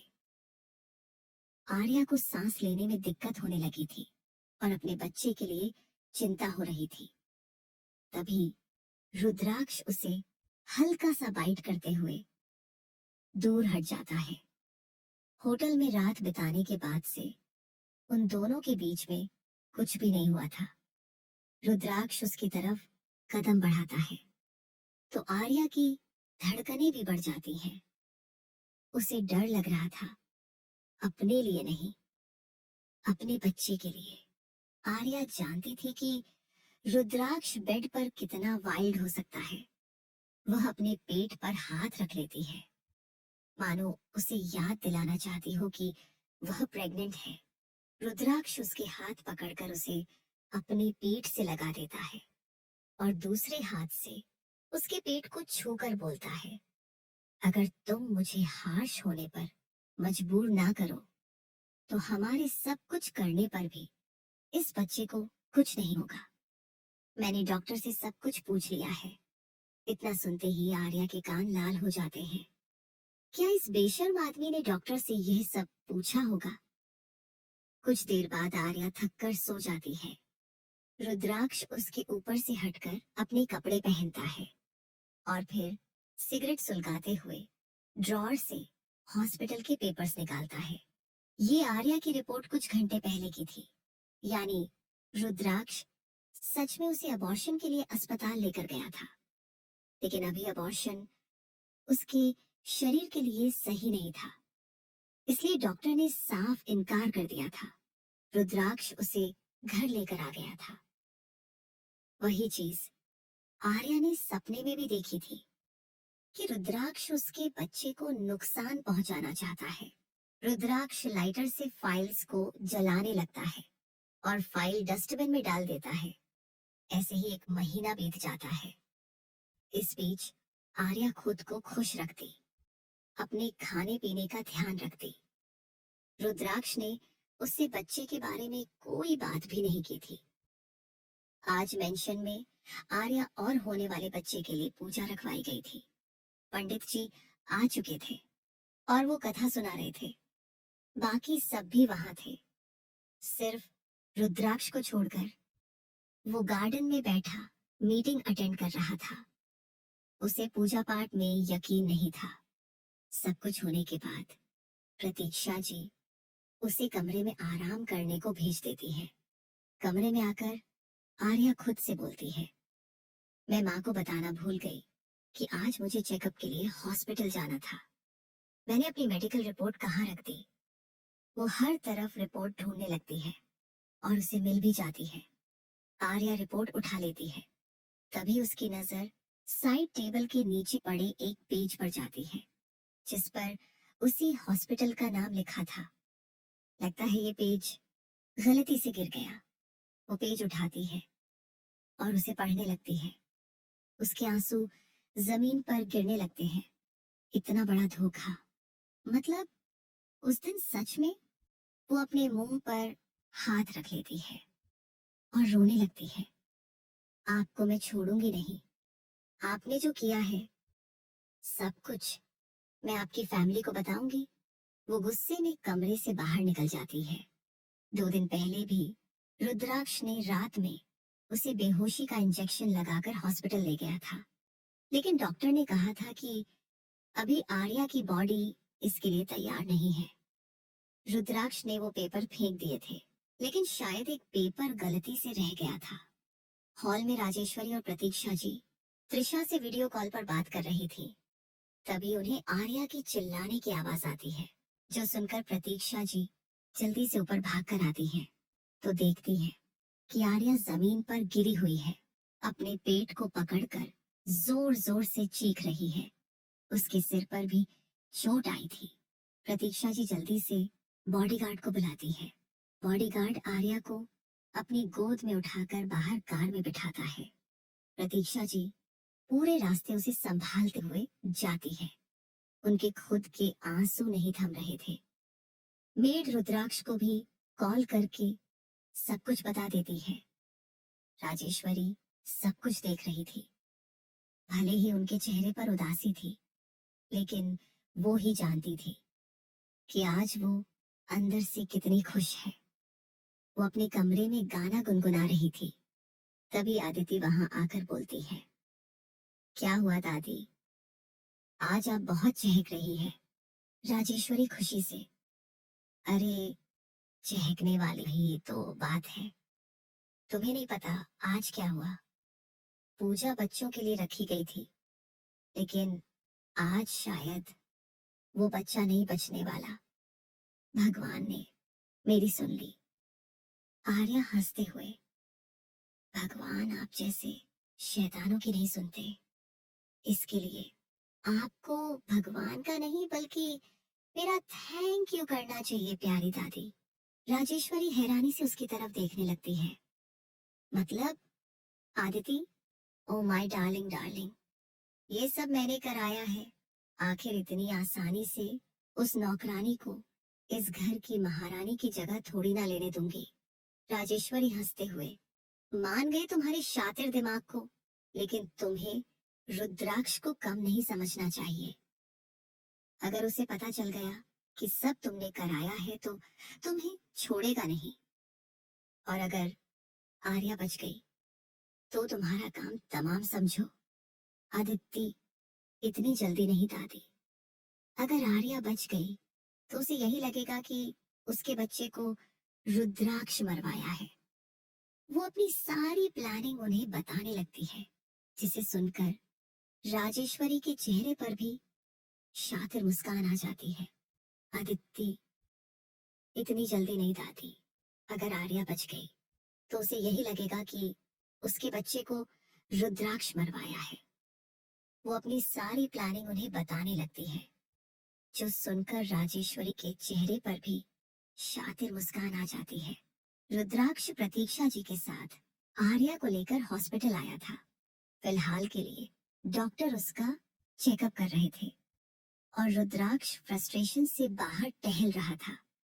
कुछ देर बाद नर्स बाहर आती है तो रुद्राक्ष गुस्से से उसकी गर्दन पकड़कर बोलता है, मेरी वाइफ ठीक तो है ना?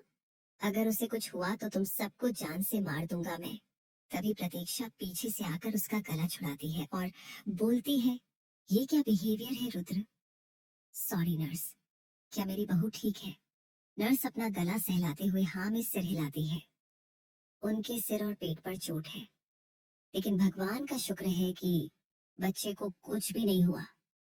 उन्हें बस रेस्ट की जरूरत है।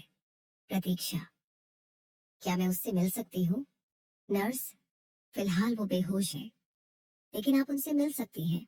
रुद्राक्ष और प्रतीक्षा आर्या के पास चले जाते हैं, जो बेहोश मशीनों के बीच में लेटी हुई थी। उसके सिर पर पट्टी बंधी हुई थी और हाथ पर भी कुछ छोटी छोटी थी।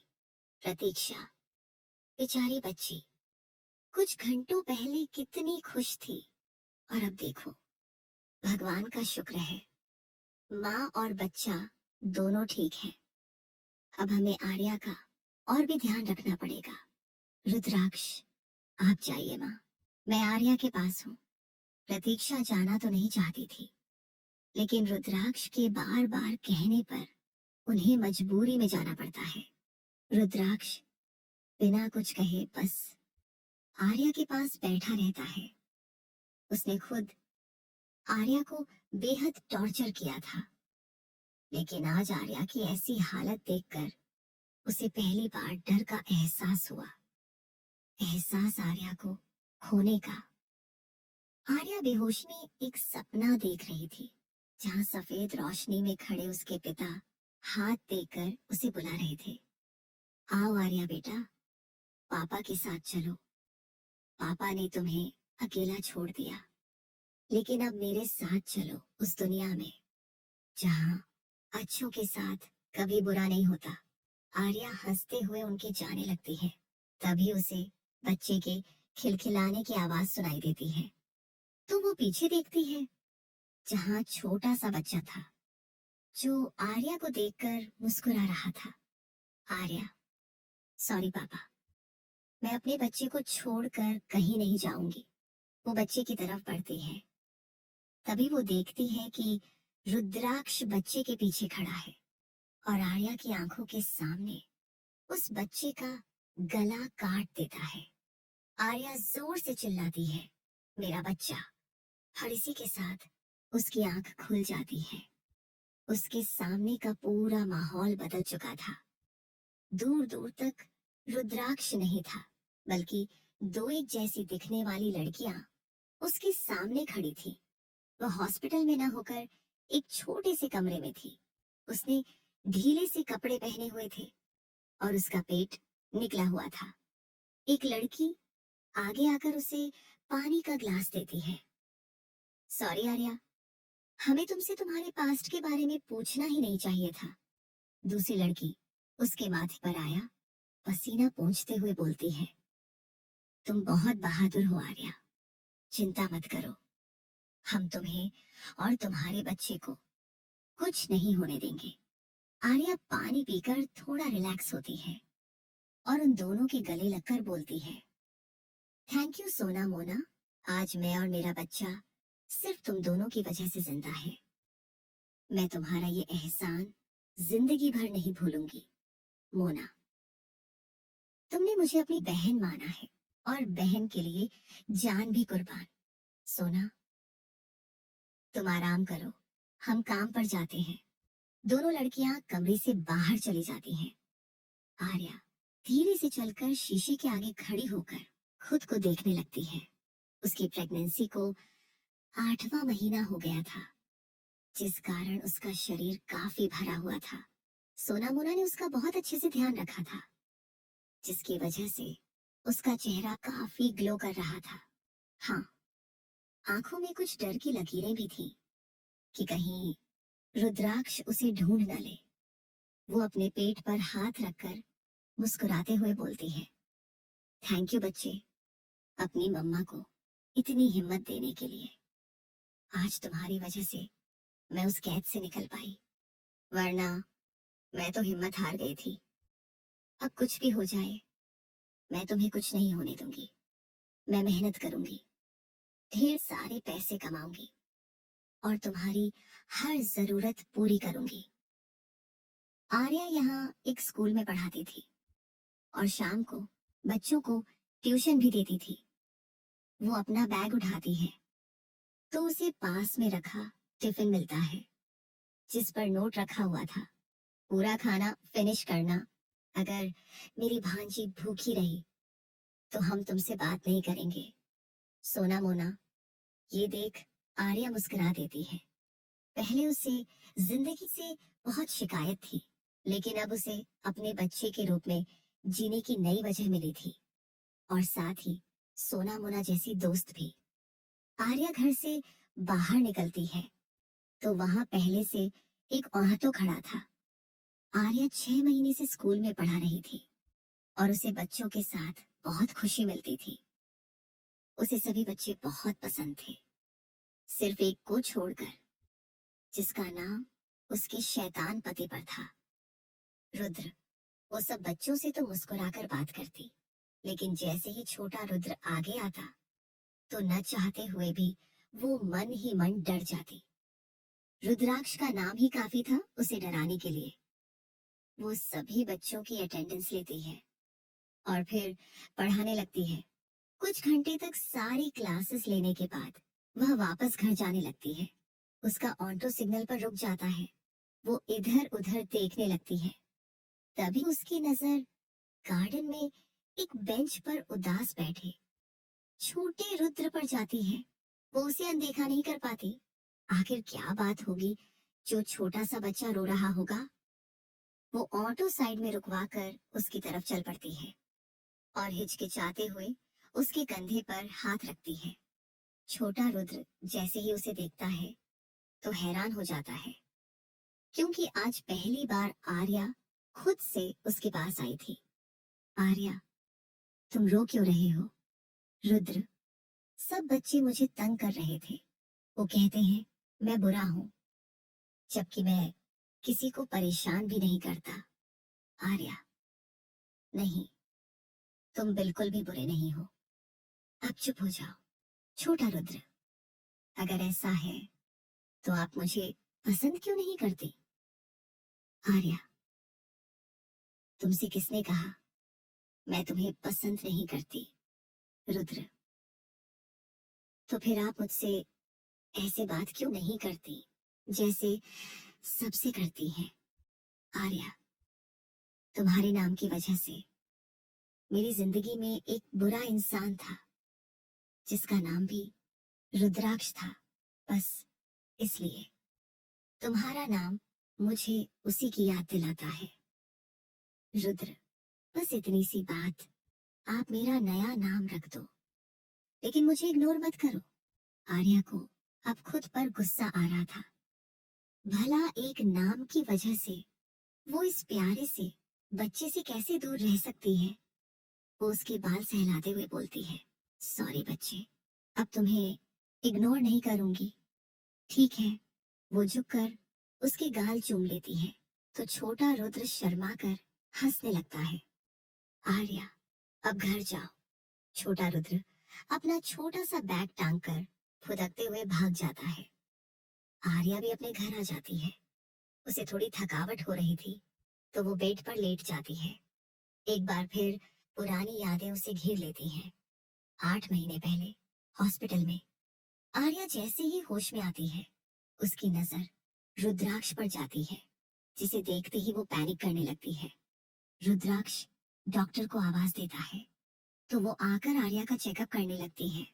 कुछ देर बाद वो शांति से बेड पर लेटी हुई थी और उसके सामने बैठा रुद्राक्ष सवाल जवाब कर रहा था। तुम गिरी कैसे? ये सुनते ही आर्या के चेहरे पर अजीब सी मुस्कान आकर गुजर जाती है। पता नहीं कैसे, शायद मेरा पैर फिसल गया था। रुद्राक्ष, अपना ध्यान रखना स्वीट हार्ट। मैंने कहा था ना, बच्चे की वजह से तुम्हें कोई तकलीफ नहीं होनी चाहिए।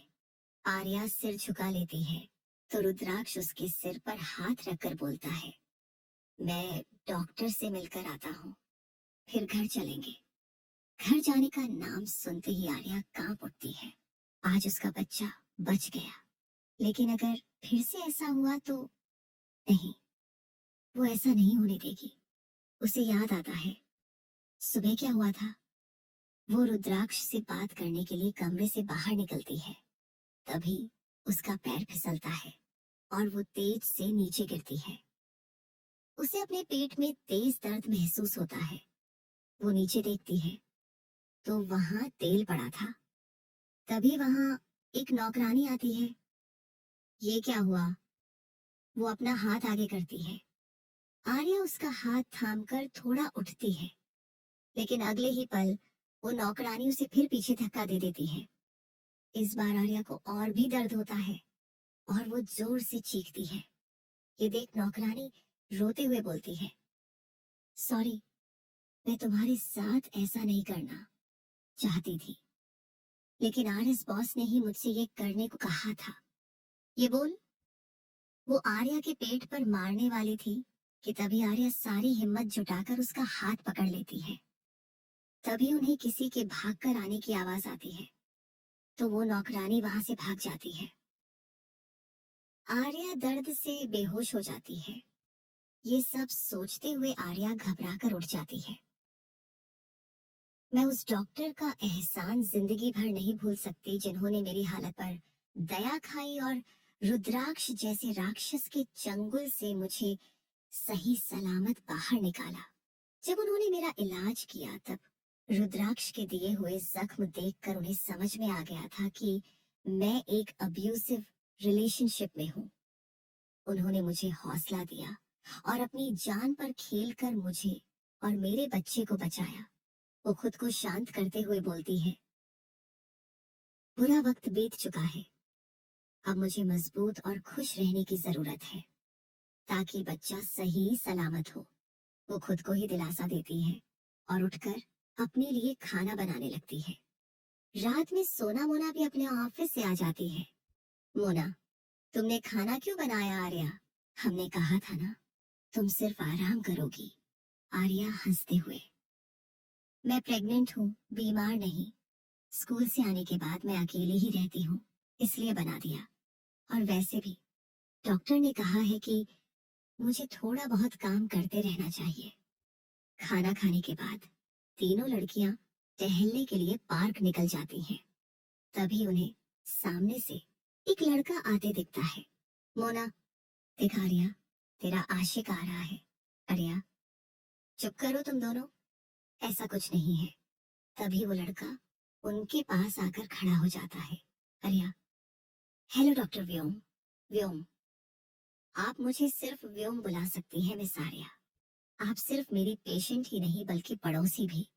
आर्या, जानती हूँ, पर मुझे यही सही लगता है। व्योम, आप अपनी मेडिसिन टाइम पर ले रही हैं ना? आर्या हाँ में सिर हिला देती है। व्योम एकटक उसे देखने लगता है। मोना, डॉक्टर व्योम, यहाँ सिर्फ आर्या ही नहीं, हम भी हैं, जरा हम पर भी ध्यान दीजिए। ये सुनकर व्योम झेप जाता है। चारों कुछ देर बातें करते हैं और फिर अपने अपने घर आ जाती हैं। अगली सुबह आर्या स्कूल जाती है और सबसे पहले छोटे रुद्र से बात करती है, जिससे वह खुश हो जाता है। और उसे खुश देखकर आर्या को महसूस होता है कि उसने छोटे बच्चे का दिल कितना दुखाया था। क्लास के बाद जब वो टीचर्स रूम में जाती है तो उसे देखते ही काफी टीचर्स का मुंह बन जाता है। कारण था, आर्या प्रेग्नेंट है, लेकिन पति का कोई पता नहीं। वो लोग पीठ पीछे बुरा भला बोलते थे। तभी एक टीचर आगे आकर बताती है, मिस आर्या, स्कूल में एनुअल फंक्शन होने वाला है और कुछ चीफ गेस्ट भी आने वाले हैं, इसीलिए आप अपने क्लास के बच्चों को स्पीच तैयार करवा दीजिए। एथ, और याद रहे, आपकी एक गलती और आपको स्कूल से बाहर कर दिया जाएगा। आर्या, आपको शिकायत का मौका नहीं मिलेगा मिस प्रतीक्षा। प्रतीक्षा, मौके तो आपने बहुत दिए हैं शिकायत के लिए। शायद आपके कनेक्शन बहुत अच्छे हैं, इसलिए आप अभी तक यहीं हैं। आदिति, हमें भी प्रिंसिपल को पटाने, मेरा मतलब है ऐसी तरकीब बता दीजिए जिससे आपकी तरह हम भी अपनी मनमानी करें और प्रिंसिपल सर हमें जॉब से भी ना निकालें। आर्या को बुरा तो लगता है, लेकिन वो कुछ नहीं बोलती। ये ताने वो 6 महीने से सुन रही थी कि उसने प्रिंसिपल को फंसा रखा है, इसलिए ही वो उसकी मदद करता है। आर्या फिर से अपनी क्लास लेने में जुट जाती है। ऐसे ही कुछ दिन बीत जाते हैं। एक दिन आर्या स्कूल से घर आ रही थी, तभी वो कुछ ऐसा देखती है जो उसके होश उड़ा देता है। आर्या की ऑटो सिग्नल पर आकर रुकती है, तो वो इधर उधर देखने लगती है। तभी एक कार उसकी ऑटो के पास आकर रुकती है, जिसे देखकर न जाने क्यों उसकी धड़कनें तेज हो जाती हैं। तभी उस कार का शीशा खुलता है और सामने राजेश्वरी का चेहरा आता है, जिन्हें देख आर्या घबराकर चेहरा घुमा लेती है और अपना चेहरा दुपट्टे से छुपा लेती है। नहीं, ये सिर्फ मेरा वहम है। वो इस छोटे से टाउन में क्या करेंगी? वो हिम्मत करके पीछे मुड़ती है, तो वहां उसे राजेश्वरी नहीं दिखती, बल्कि एक अनजान औरत दिखती है, जिसे देखकर उसकी सांस में सांस आती है। ये सच में मेरा वहम ही था। कुछ देर में वह घर पहुंच जाती है। मुंबई। रुद्राक्ष अपने ऑफिस में गुस्से से बैठा था। उसके सामने 2 आदमी जमीन पर बैठे कांप रहे थे। रुद्राक्ष के पीछे खड़े व्योम की हालत भी काफी खराब थी। रुद्राक्ष गुस्से से दहाड़ते हुए बोलता है, तो तुम कहना चाहते हो तुम्हें आर्या के बारे में कुछ पता नहीं चला? 8 महीने में तुम सब एक लड़की का पता नहीं लगा पाए। एक आदमी कांपते हुए बोलता है, बॉस, मैडम आखिरी बार जिस बस में बैठी थी उसका एक्सीडेंट हो गया था। उसके बाद हमने बहुत छानबीन की, लेकिन वो नहीं मिली। मुझे लगता है वो सच में मर चुकी है। आह, उसकी बात पूरी होने से पहले ही रुद्राक्ष उसका सिर जमीन में पटक देता है, जिससे उसके सिर से खून का फव्वारा फूट जाता है और बाकी 3 आदमी डर कर पीछे हट जाते हैं। रुद्राक्ष उस आदमी को कॉलर से उठाता है और उसके मुंह में गन रखकर दांत पीसते हुए बोलता है, तुझे लगता है मेरी स्वीट हार्ट मर गई है? हाँ, अब मैं तुझे मारने वाला हूँ, ताकि तू ऊपर जाकर उसे ढूंढ सके। वो उसके मुंह में ही गोली चला देता है, जो उसके मुंह के चिथड़े करते हुए बाहर निकलती है और वो आदमी कटी पतंग की तरह जमीन पर गिर जाता है। पूरे फर्श पर उसका खून ही खून बिखरा था। ये देखकर एक आदमी तो बेहोश हो जाता है और दूसरा अपनी पैंट गीली कर देता है। रुद्राक्ष अपने चेहरे पर आया खून साफ करता है और व्योम को देखता है, क्लीन द मेस, और बाहर निकल जाता है। व्योम, जो डरकर अपनी आंखें बंद किए हुए था, वो धीरे से अपनी आंखें खोलता है और लंबी सांस लेते हुए गार्ड्स को कॉल कर देता है। उसका बॉस पहले ही खूंखार था, लेकिन जब से आर्या लापता हुई है, तब से वो और भी खतरनाक हो चुका था। 8 महीने से वो पागलों की तरह आर्या को ढूंढ रहा था।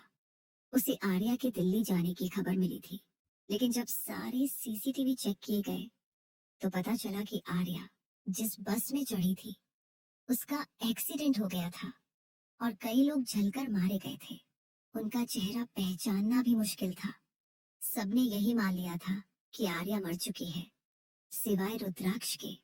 प्रतीक्षा जी ने उसकी 13वीं करने की भी सोची थी, लेकिन उस दिन रुद्राक्ष का पागलपन सभी ने देखा था।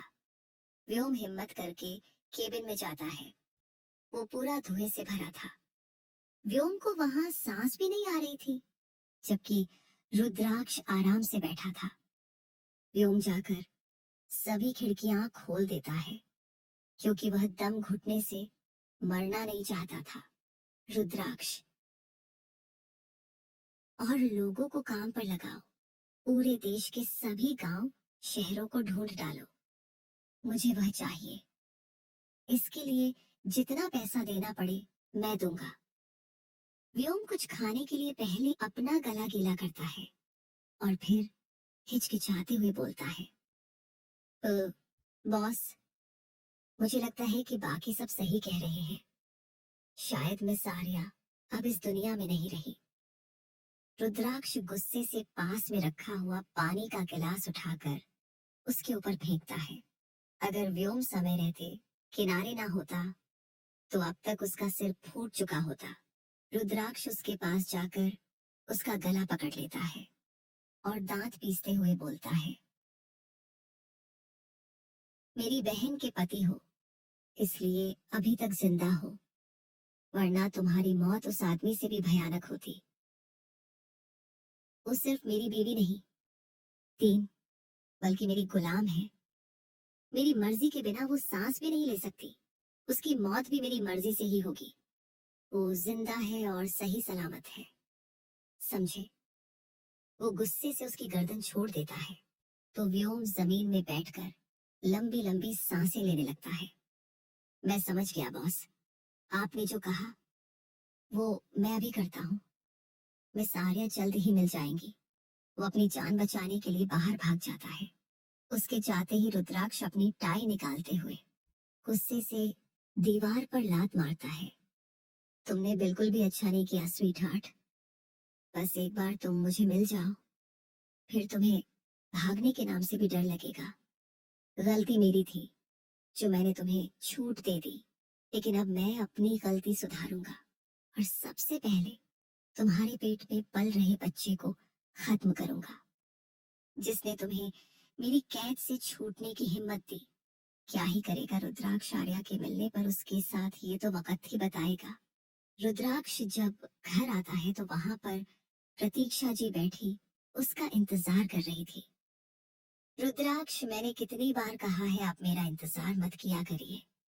प्रतीक्षा जी, तुम आरू के मिलने का इंतजार करना बंद नहीं कर सकते, जिसे तुम साल भर से जानते हो। तो मैं, जिसने तुम्हें जन्म दिया, पाला पोसा, मैं तुम्हारा इंतजार करना क्यों बंद करूं?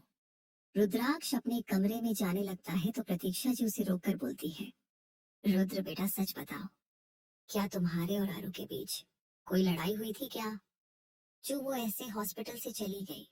जबकि पूजा के वक्त तो सब ठीक था।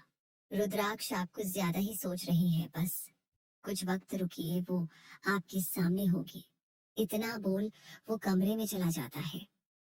प्रतीक्षा जी, सामने तो तब आएगी जब दुनिया में होगी ना रुद्राक्ष। रुद्राक्ष उनकी बातें सुनकर रुक जाता है। आज सुबह से उसने ये बात तीसरी बार सुनी थी और उसे बेहद गुस्सा आ रहा था। वो गुस्से से बोलता है, अगली बार ये बात मुंह से मत निकालिएगा, वरना वरना क्या करोगे? तुम मुझे मारोगे। रुद्राक्ष डाइनिंग टेबल पर रखा चाकू अपने गले पर फेरते हुए बोलता है, नहीं खुद को, ताकि आप सारी जिंदगी किल्ट में रहे। मारना इतना मजेदार नहीं होगा। सही कहा ना? वो वहां से चला जाता है और प्रतीक्षा जी सिर पकड़कर सोफे पर बैठ जाती है। आर्या आज सुबह से स्कूल में दौड़ भाग कर रही थी, क्योंकि आज स्कूल में चीफ गेस्ट आने वाले थे।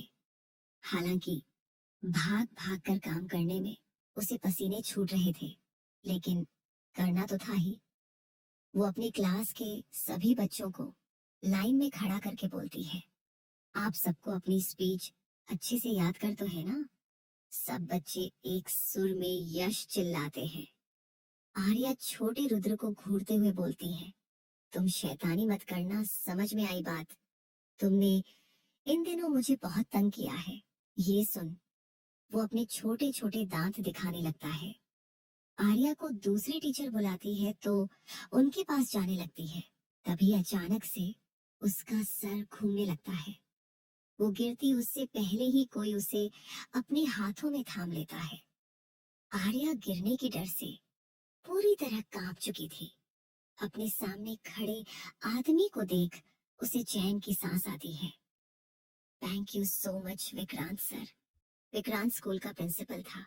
वो मुस्कुराते हुए उसे सीधा खड़ा कर बोलता है, आराम से मिस आर्या, ऐसे भाग दौड़ करना आपकी सेहत के लिए अच्छा नहीं है। बस ये फंक्शन खत्म हो जाने दीजिए, लिए उसके बाद अब आप घर पर आराम करिए। Thank you sir. वो आगे बढ़ जाती है। तभी गीता और गरिमा उसका रास्ता रोक लेती है। गरिमा एक का बच्चा पेट में है और दूसरे आदमी पर डोरे डाल रही हो। तुम में जरा सी भी शर्म नहीं है ना? गीता, ऐसे कैरेक्टरलेस लड़कियों के मुंह लगने का क्या फायदा है? गरिमा। आर्या को उनकी बातें बहुत बुरी लगती हैं। सबको लगता था कि शायद उसके पति ने उसे इस हालत में छोड़ दिया है और गलत तो हमेशा औरत ही होती है। इस सोच के लोग हमेशा ही उसके चरित्र पर सवाल उठाते रहते थे। आपकी प्रॉब्लम क्या है जो आप हमेशा मेरे बारे में बुरा भला बोलती रहती हो? गीता, तुम्हारी हरकतें ही ऐसी हैं। आर्या, क्यों? मैंने क्या किया है? आपकी बेइज्जती की या फिर आपके साथ कुछ गलत किया? गरिमा, तुम इस बच्चे को अपनी कोख में लेकर घूम रही हो और सुना है तुम्हारे पति ने तुम्हें छोड़ दिया है। अगर ऐसी हालत में उसने छोड़ा है तो इसका एक ही मतलब हुआ, जरूर ये बच्चा उसका नहीं है।